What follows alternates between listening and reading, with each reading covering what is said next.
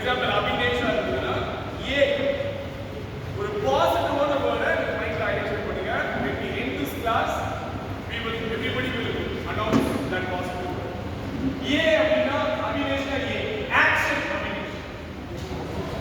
இப்ப கார்த்திக் அப்படின்னா கைண்ட் கார்த்திக். இந்த மாதிரி தமிழ் இங்கிலீஷ் எல்லாம் சும்மா okay. Please, thank you. The exercise here is at least you would have uttered your name once. பக்கத்துல இருக்கிறவங்களுக்காச்சும் உங்க பேரு தெரியும். ஒரு 45 வாட்டி உங்க பேரை வந்து நீங்க ஃபர்ஸ்ட் ஒரு few days சொல்லும்போது உங்க பேர் எல்லாருக்கும் தெரிய ஆரம்பிக்கும். 48 times you need to hear somebody's name. Somebody who's sitting next to us. Somebody who's come here for the first time. That is what it is. Okay.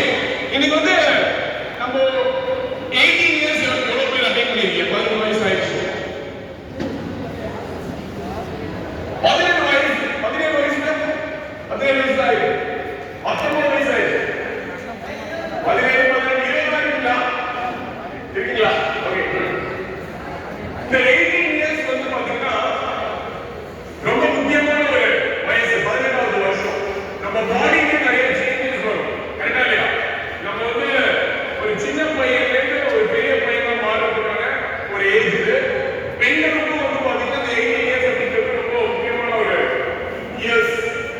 17 வருஷத்துக்கு அப்புறம் 18வது வயசு அப்படிங்கிறது ஒரு ரொம்ப முக்கியமான ஒரு வயசு. பட் இதுல வந்து பாத்தீங்கன்னா நம்மளால பல விஷயங்கள் பண்ண முடியும்.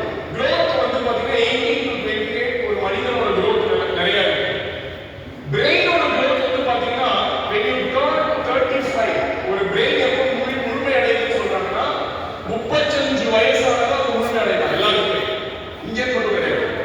சோ அது வரையும் grow ஆயிட்டே இருக்கும். இப்பெல்லாம் பாத்தீங்கன்னா நம்மளோட பிரெயின் வந்து ஒரு 40% தான் grow ஆயிடும். கரெக்டா?